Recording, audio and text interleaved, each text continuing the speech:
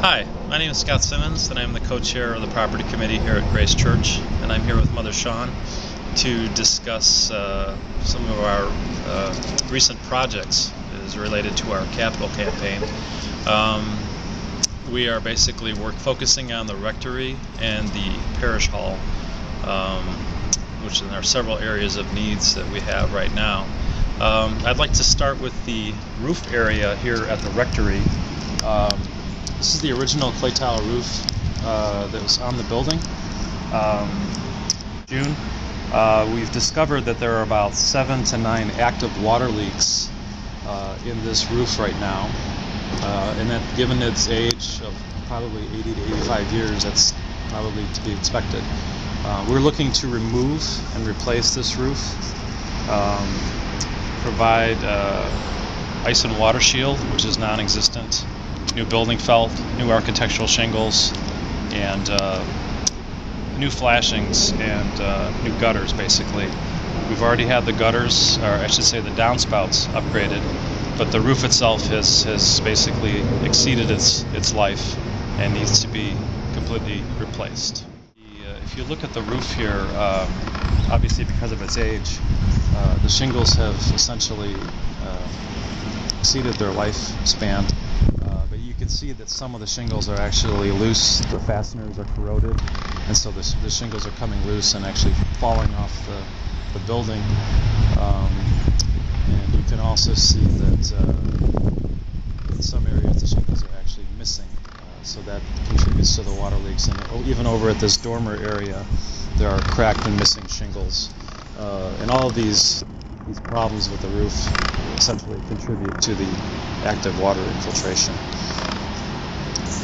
The next area we're going to talk about is the concrete driveway area, and we're going to walk over here towards the roof edge. You can see the concrete drive. A portion of it is in very good condition.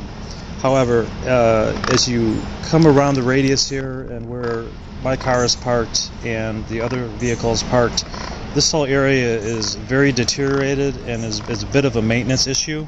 There's a lot of spalling and cracking, and this area has been fairly neglected, but our plan is to basically saw cut at that joint and remove and replace the concrete area in kind with new reinforced concrete.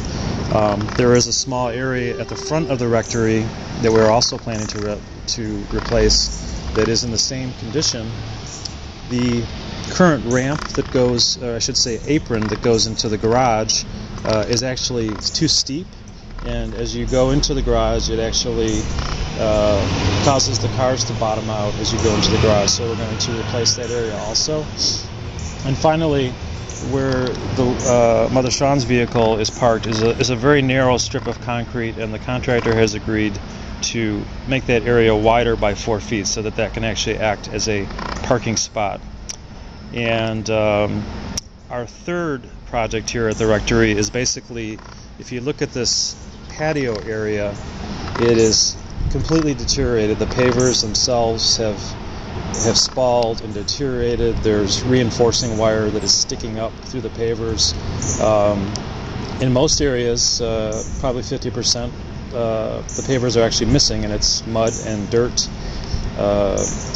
It's basically has become a walking hazard and driving hazard, and it's currently not really safe to walk and or drive on. It could puncture tires or cause people to fall over and get injured.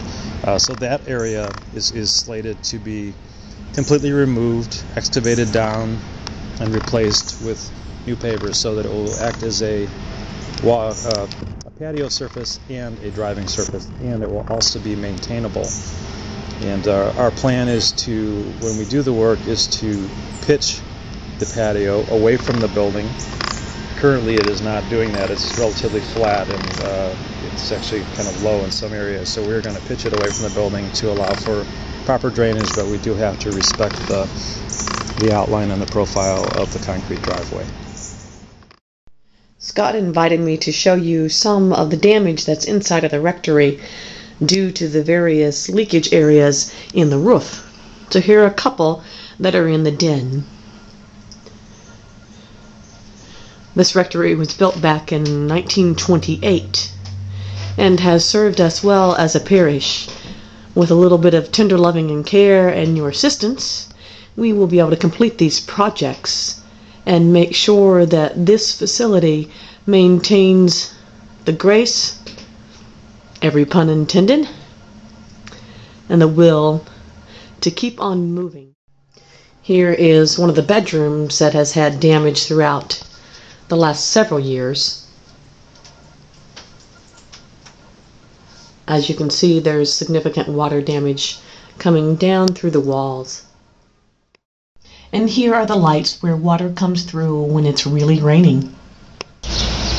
The Garden of Grace Church gives you a great opportunity to see 130 years of ministry, of people and places and time, and of God who has worked wonders in this community. I invite you to take time to think about how you can help Grace Church, help the community, help the neighborhood, and help God continue in the works that God's given us to do in this wonderful space we call grace.